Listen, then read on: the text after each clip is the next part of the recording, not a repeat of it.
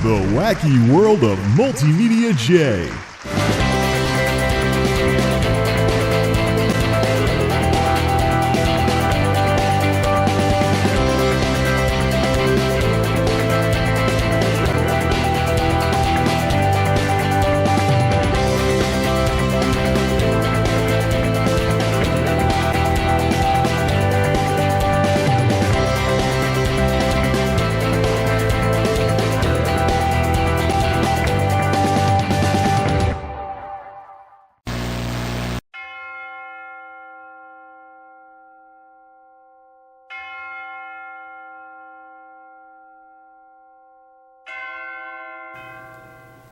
Do not belie, betray, defame, or slander your neighbor. Defend them, think and speak well of them, and put the best construction on everything. This is what I don't see anymore. At work, on the internet, or otherwise. People want to put the worst construction on absolutely everything, and be their own little tabloid whatever. The slightest little mistake and it's the end of the world. Might as well hang up a big sign that says human beings need not apply. Sadly, that's the way things are for me lately. At the 9 to 5, folks locally and at corporate put the worst construction on things. We end up with trigger-happy supervisors who just can't wait to write somebody up. Or folks sending out insulting policies from on high that treat mature adults like wayward middle school kids. Or in my case, where I make a mistake and I hear all about it from multiple people, then it gets escalated up to something that needs to be, oh no, now we need to do formal discipline, now that 3 or 4 people have told you about the same incident. And I wish I could get a break from this when I punched out for the day, but then I come home and the slightest little mistake on YouTube and boom! Tons of extra views, flaming, trolling the whole 9 yards. Oh no, I forgot about 32 versus 64-bit in Windows 8 versus the Delosaurus. When I hadn't had to deal with that since 2005. So, in 2012, I'd completely forgotten. I didn't hear the end of it. Other little mistakes too. They become the source of all kinds of additional trolling. And then, you have what happened with the last go-round with Tuxedo. Oh my goodness, I forgot about ATX 4-pin and 8-pin connectors because I'm not unplugging power supplies every other day. My computers just work for years on end. But don't try to tell that to the people on the internet that put the worst construction on everything, not unlike the people elsewhere that put the worst construction on everything. Okay, Sunday school lesson over. Let's go back to Tuxedo, because this story continues.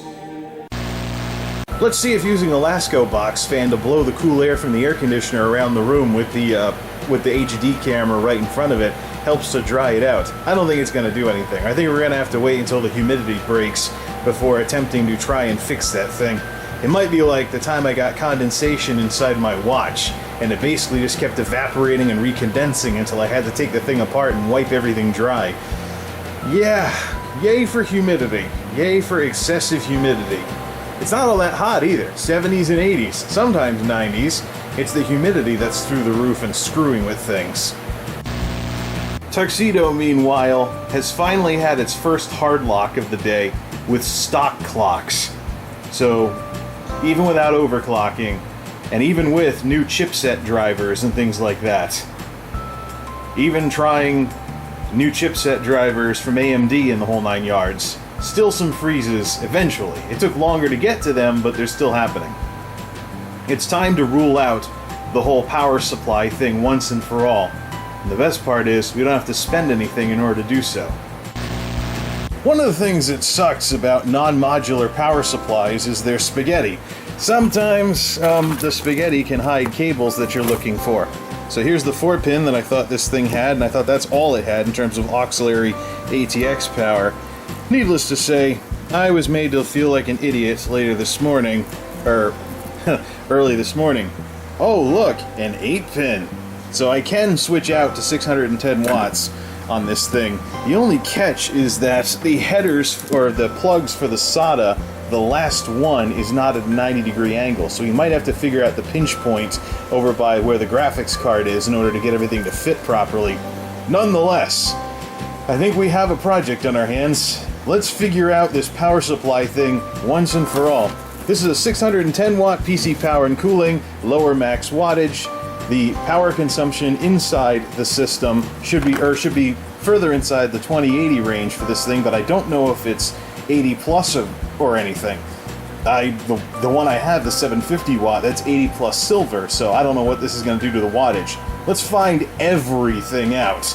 We'll play WoW Legion invasion events at stock clocks and see if there's ever any freezes with the different power supply.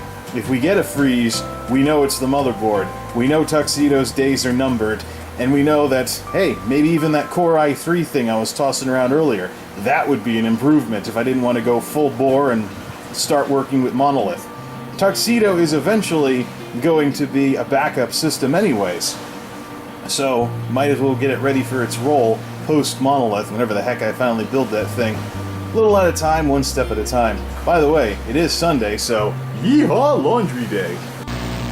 It's out! PC Power and Cooling Silencer Mark II, 750 watt. I mentioned a 92mm fan earlier, which was wrong. It's actually that proprietary 135mm fan size. This thing had bearings problems and it squeaked a little for a couple of years until I figured out how to replace that fan. Looks like maybe something else might have let go. This thing has lots of years on it, lots of wear and tear on it. However, I need to know for certain that this was the problem before properly retiring it, because it could still be the motherboard. The motherboard doesn't exactly have a rosy track record either. There. That's 610 watts, properly powered. Again, this case's complete lack of cable management screws everything over in that department, but we're planning on fixing that at some point. The most important airflow, of course, is coming in this way, going up to here, and then going through sideways the power supply to get spat out the back, since this one has an actual exhaust. As opposed to, yeah, we'll just have an intake fan and rely on pressure to push air the rest of the way through. So there'll actually be a bit of a vacuum going on here with this thing. Maybe a little noisier because smaller fan, but everything's hooked up. It's good to put back together and see what still works. Did have to bust out a Molex to SATA adapter for the optical drives to get those properly powered up, but it's not like before I was actually splitting Molex connectors because I ran out of connectors. This time it was just SATA is all loaded up, needed a splitter for one of the Molex channels to power the opticals. Not a big deal if those things have power problems. The cable management, however, is a big deal, but at least we have the 8-pin hooked up and ready to go. Let's try this out, and let's get the kilowatt ready for some more measurements. Everything's up, and everything's running. All 610 watts max of it. This thing still spins, not hearing any noise from it either. That's okay. Still got some airflow going through, and the kilowatt is ready to go. Let's get going with the tests. The most fun test being the cook test to see if this thing freezes. Same settings as before. Stock clocks, nothing exciting. The turbo is turned on though, but this thing ran with stock clocks and a turbo before with no issues. Time to change power sources. Let's go.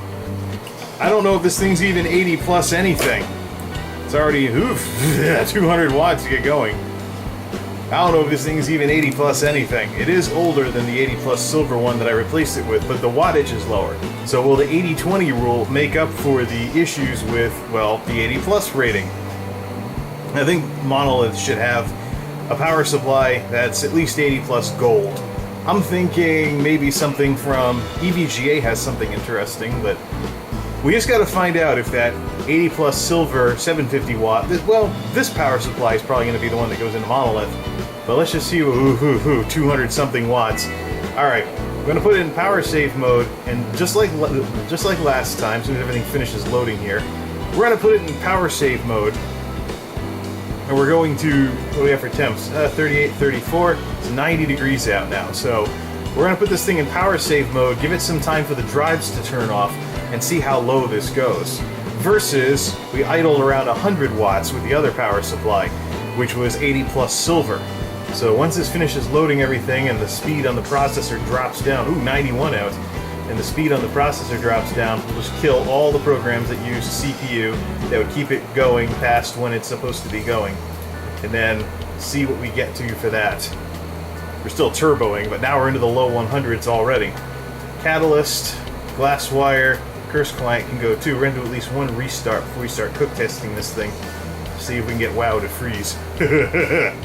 Alright, let's give it some time for power save mode to do its thing. The drive should also click off after a minute with this setup too. Oh, isn't this a familiar sight?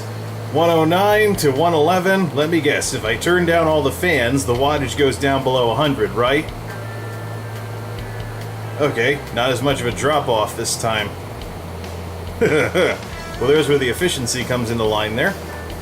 So the 80 plus might mean a little something. Now let's see how high it goes.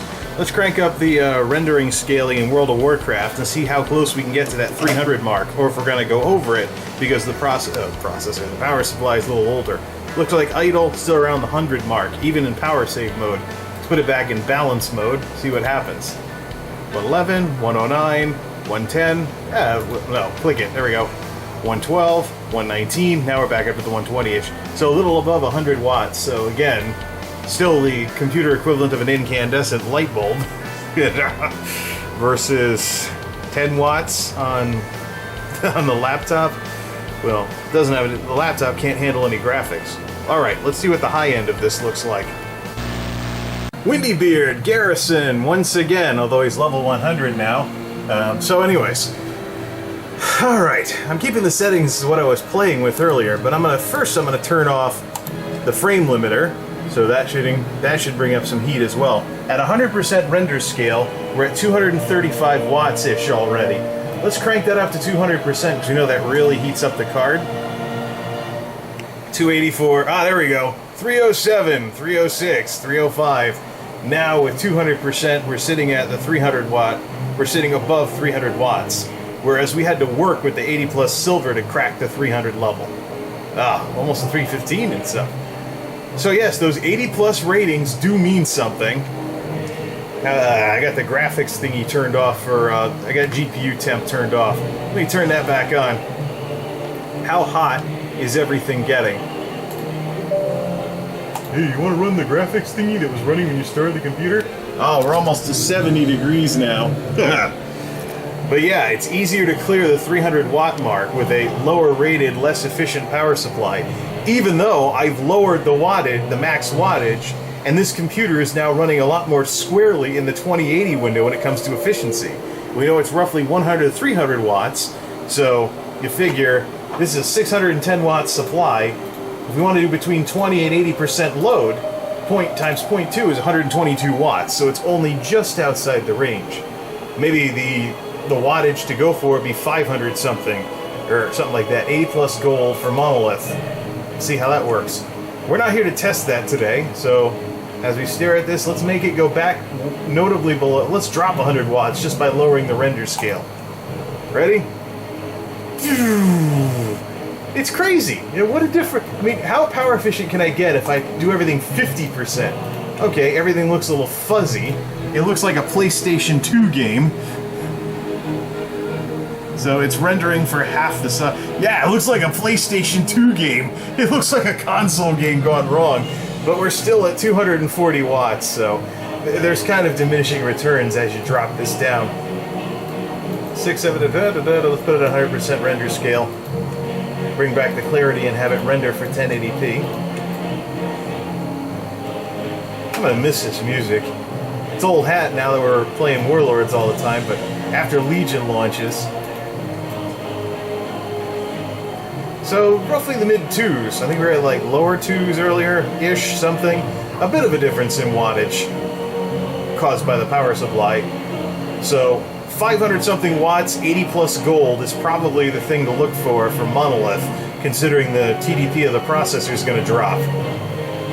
But I think what we'll do for that, probably start monolith off with this supply, put the 750 back in Tuxedo if it proves that, you know, well, the 750 will figure out. If it's turned out that was a source of the instability, we'll fix it that way. Or we'll fix it and then put it back in Tuxedo. So far, though, Monolith's looking to be a bit of a gut project. So, yay! Nice smooth frame rate, though. So I don't know if there's power hiccups affect that or not. But yeah, 200s for wattage, similar to what I'd seen earlier, but the big question is stability. So now what I'm going to do is begin the fun part of all this, the cook test. I'm going to play through the Legion invasion events on various characters and see if this thing will ever freeze. We'll do a restart and things like that, and I'm just going to let you know if that happens or not. Or maybe we'll start the camera back up when it's hard locked. Alright, let's continue the testing here. It's over! It's all over! There it is, right there, hard lock, with the different power supply, eliminating the power supply as a source of the instability of what's been going on with this machine. Just trying to complete one of the Legion invasions, smite a very first character on the second invasion in Westfall, and a complete and total freeze with the other power supply. That answers everything. Lights, please, and that's that. That was getting a little hot, actually, in there. But now why is this suddenly a thing now? It's not like humidity's not that crazy, and it's not hotter than it's been anywhere else this thing has been. The unfortunate truth of the matter is that, like I said before, the motherboard in this thing is like one of those cartoon cars with the nuts and bolts coming out of it as it drives down the street. You know, those old cartoon cars, or, yeah, anyways. So, yeah, when I first got this Gigabyte board, it wouldn't pass a mem test. There have been other little things, too, as I've gone along, with or without overclocking, and with or without third-party cooling. But that's it. The best we can do is hope for the best and try not to stress the board any more than necessary. So, no more overclocking. And the next system, overclocking won't even be a thing. So the question now is how to proceed. How to proceed. This machine is usable when it's not crashing, but it's not reliable, which is reason enough to say that the motherboard has to go away, along with the processor. Of course, the motherboard's holding me back anyways. I don't know if I'll reuse the third-party cooling or save it for Monolith, but it's looking like some cheapo upgrade kit would be what we'd need to do in order to keep using something until building. Also, we also have to contend with the Windows license was tied to this board, which has been flaking out the whole time, so now we got to figure out, do Kinguin or go full bore or something like that to get some kind of license for whatever we build.